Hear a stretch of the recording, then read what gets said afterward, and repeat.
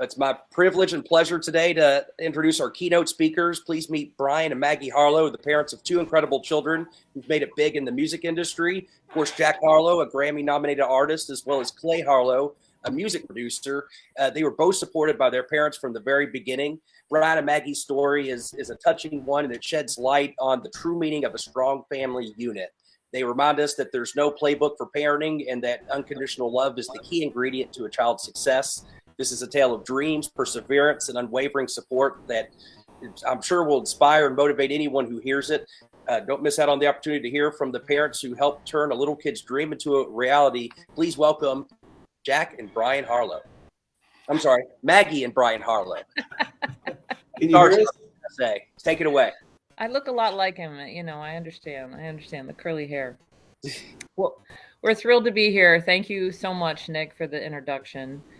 I think what we'd like to do today is just maybe talk a little bit about our parenting, and then open it up for questions if you want to ask questions. Does that sound right? Absolutely. Okay, Brian, you want me to go first? Yes. All right. Brian and I have been married for going on 30 years. Next year will be our 30th anniversary. And raising our kids really has been the most challenging experience of our lives. And, you know, we've done a lot of challenging things. So that's saying something. I think parenting is incredibly difficult, and it stretched me in ways that I never really anticipated. Outside of just learning to deal with having a successful entertainer for a son, just parenting itself was really tricky. I think my style of parenting was, in a way, Brian and I balanced each other out. So we had an advantage of two different styles of parenting. We learned from each other and we leaned into each other. And I think what Brian taught me as a parent is that it's okay to make mistakes. It's okay to do something wrong and have to apologize for it, whether it's being too restrictive or being, too lax. He really brought, for me as a parent, this place of, you're going to make mistakes and it's okay. You have to learn to apologize and course correct. So I think that for us, that was a big thing for me to take on. I'm not someone who easily admits when she's wrong. That doesn't come naturally for me. So Brian really helped me learn to do that. From an early age, both of our boys were very interested in what they were interested in. And I think it was sometimes difficult to let them pursue what they wanted to pursue.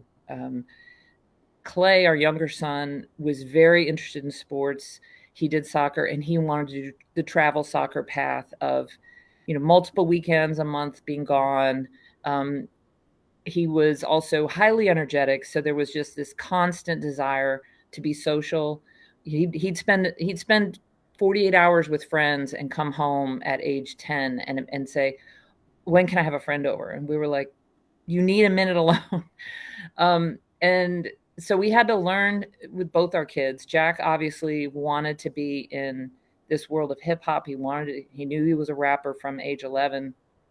And we had to learn to really just live with that. When a kid says at 11 they want to be a rapper, we were 100% like, sure, you got to just get to practicing. Whether or not we believed he would actually do it was just, I didn't know.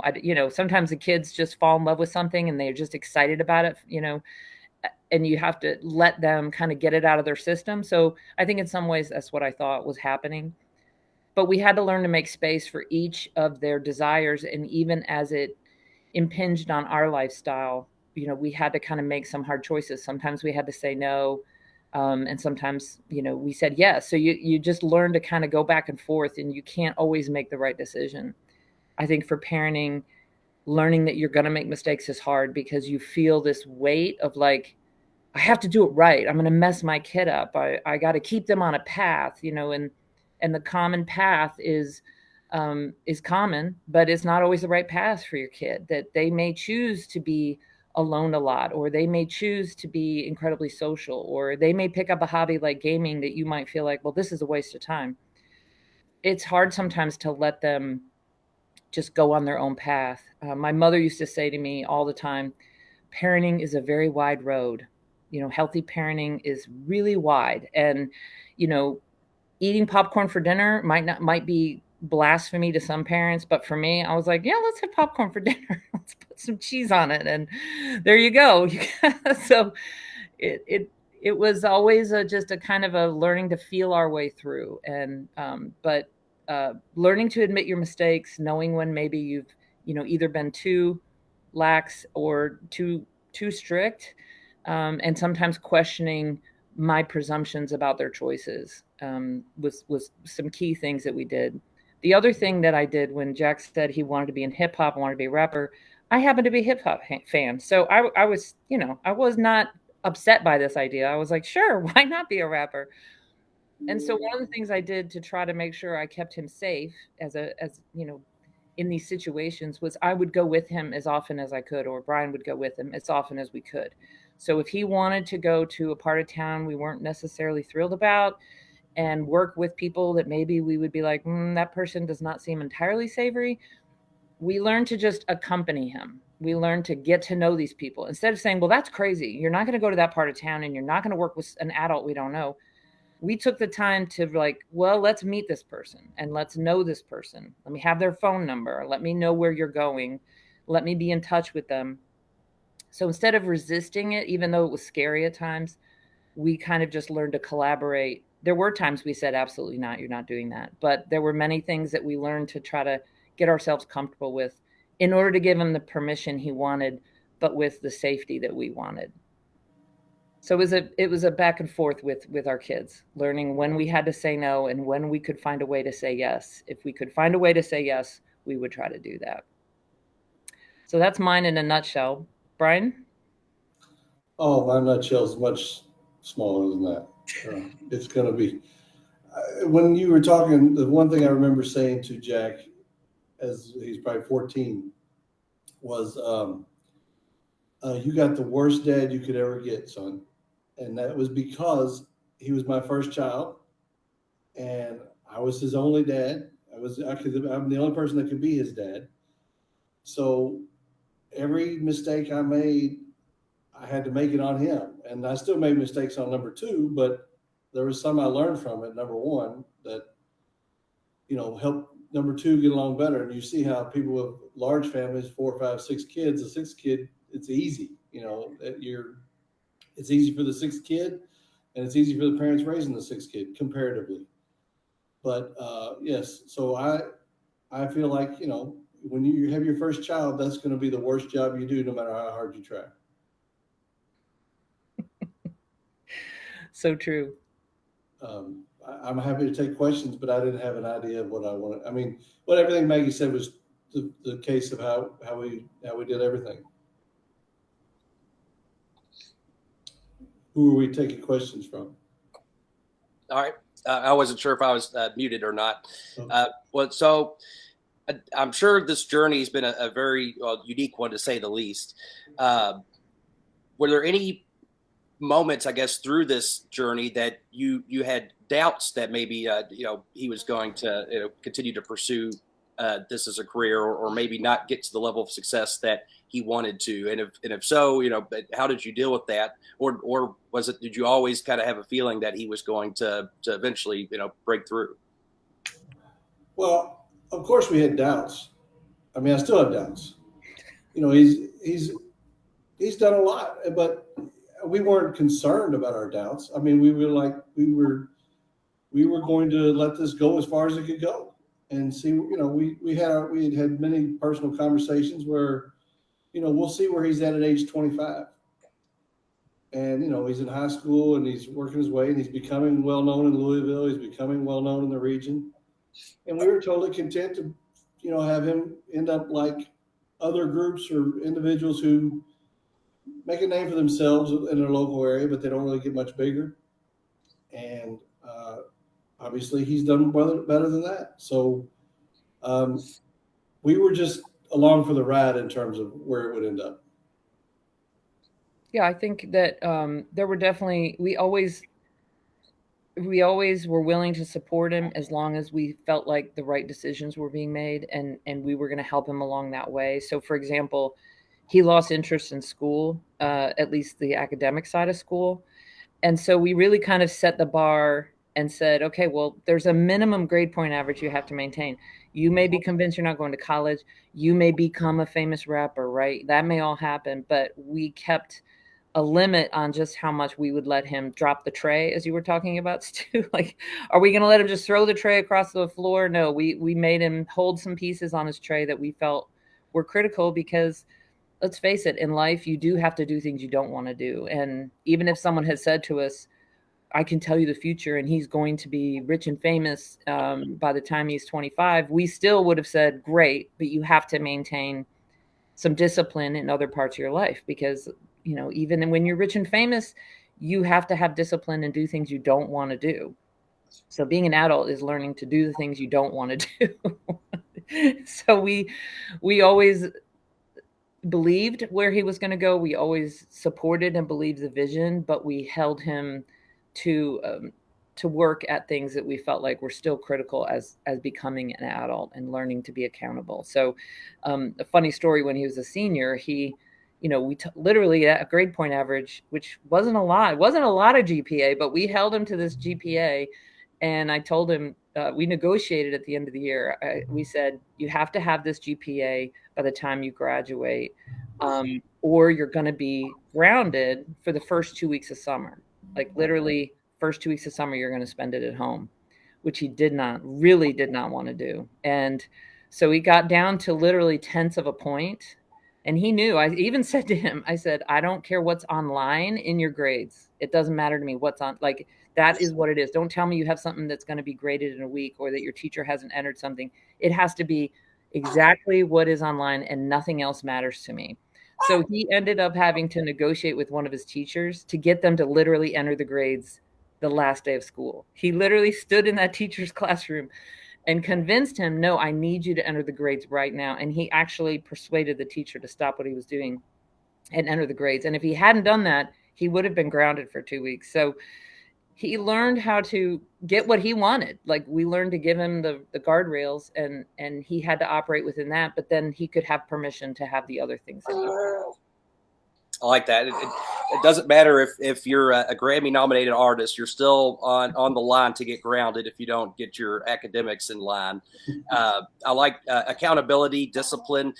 What other values do you feel you all really helped instill in Jack that helped really contribute to his success, besides just being disciplined and accountable? I mean, I think he gets a lot of his work ethic from us. I don't think we're the hardest working people in the world, but we understand work, and we understand you go do it, you do it right if you can. And from age 12 till this very moment, he works minimum 4 hours a night in the studio, which the studio growing up was his bedroom. And I mean, it's 4 hours, maybe 6, maybe 8, 5 nights a week. Nobody ever asked him to do it. Nobody told him to turn the music down. And this was his dream. And we just said, we'll stay out of your way, but you got to be the one doing it. We never made a phone call for him. I mean, we had people calling us from Def Jam Records and many different places. And he, of course, we had to sign documents and we had to meet people, but we did not make any steps to make this happen for him. This kid was determined to do this. I think one of the things that makes me proud about both of our kids as adults is that they are generally on time and acknowledge of the value of other people's time and effort. And it's something that a lot of the people around Jack say is really unique for him as a star. People don't necessarily expect them to be on call, to show up, but he does. If we have meetings, whether it's meetings with us to talk business or whether he's having meetings with other people or we've arranged a meeting for him, he is precisely on time and available and not looking at his phone and not consumed by other things. He's not wearing sunglasses. He meets everyone in the room. He makes sure he knows who's in the room with him. That's definitely his father's doing, probably more than my doing, the punctuality. But I think that's something that makes me proud, because I think valuing other people's time by showing up and, as agreed, holding your agreements, I think is an incredible gift for an adult to have. So I'm very proud of that particular strength they both have. I think just being present, especially in today's ever growing technological world where there's so many distractions, is just hugely important. So I definitely think, that I'm sure has played a big role in his success as well. It sounds like, growing up, he had to be on the line for his academics, and he had to spend a lot of time, working at, trying to, at his music. How did you support his passion for music and keeping him in line with academics while still making sure, I guess, he had a well-rounded childhood as well? Because that's just a lot to take in. I think we let him figure it out for himself, but we just let him know the where the line was. He was very self-directed, and Clay was also very self-directed. So I think we were sort of like you were saying, Stu, where you let them find their way. Maybe I didn't agree with the way they did their academics. I didn't understand it because it was different than the way I did my academics. But we just said this is where the edge is, and let them, learn how to deal with it, learn how to figure it out. And maybe it would be, instead of getting a great score on every test, it would be persuading the teacher to enter every last possible credit. But, whether they did it our way or not, it was just important to us that it got done. Excellent. Well, to bring things home, one final question. I'm sure there's folks watching at home thinking, I want to support their kids to be able to achieve whatever they want to achieve. So let's say parents are out there, and what piece of, I guess, advice, the biggest advice you would say you would give to a parent who is raising a child with a big dream? You start. I would just say be interested. So if your kid says, I want to be a gamer, I want to be a world famous gamer, figure it out. Not in terms of doing it for them, but just know the world, learn to play a video game, right? Be able to log in and see what they're doing. Get access, make sure that they give you access to what they're doing. Learn what it takes to be a gamer. What is it going to mean to be a gamer? You can be a multimillionaire gamer, but what does it mean? And talk about the pros and cons of that. One of the things Jack said was he always wanted to be this superstar, but he also is deeply private. So we had conversations with him frequently about, are you sure you want to be famous? Because you're really, really private. So that is kind of going to be a difficult line for him. So understand what they're really interested, show curiosity, get to know it a little bit, and it will help you, help them navigate. Instead of it being like, well, that's your thing. That sounds stupid. You do it. You can help them navigate where the rocks are and keep them on the path. Yeah, I would agree with that. I don't have a lot to add to that other than you can't, it's always been said, and Stu just said it, and it's been said for 1,000 years. You can't live your life through them. You got to let them make their mistakes. You have to take a step back and watch a mistake happen. And that is one of the hardest things I think a human being can do, is see somebody stepping off a curb, knowing they're going to step on a pipe, and just fall on the ground. You're just like, oh, but if you can't get there to do it, you can't fix it. And you know that they're going to survive it. You just have to let it happen, because that one moment of learning is more powerful than any warning ahead of time. That's not going to keep them from looking at, stepping off the curb the next time. But falling on their face is going to go. Every time I step off a curb the rest of my life, I'm going to be looking around and see what's down there. So that's what we did, is we tried to just guardrail, just like she said, just see bad things coming and try to knock them out of the way, but also just let them have an experience. I know Nick said final question, but I'd like to ask one real final question. Here it is. We talk so often about all of the tough things that kids face and having them be able to carry those things and deal with those things. What are some of the things that parents need to be aware of about supporting a kid who is getting all these great things that are happening? There's all this awesome stuff. There's all these accolades, all this fame that, he is a private person, but he's still getting all this stuff. And that can be just as hard and just as really can cause some difficulties with some kids if they get that too quickly. So can you talk just a bit about that? Yeah. I think the first thing is honesty. And Jack's always said it about me in particular, but both Maggie and I. If he does a song I don't like, I didn't like that song. I don't say, hey, it was really good. And, I say, I didn't like it. I didn't like, and then he'll say, what didn't you like about it? And I tell him. But I think it's important to build their self-esteem with positive and negative. I'm not Mr. I'm going to say nice things to you just to make you feel good, So I think honesty is huge, and letting them know that. I mean, I've said the words to him. You're not the most important person in the world, and you got to hear that. You have to hear that. If you can say, well, of course he knows that, but if your father, your mother looks you in the eye and says you're not the most important person in the world, there's a little bit of a wake up call. So I think it's important to say that kind of stuff. Go ahead.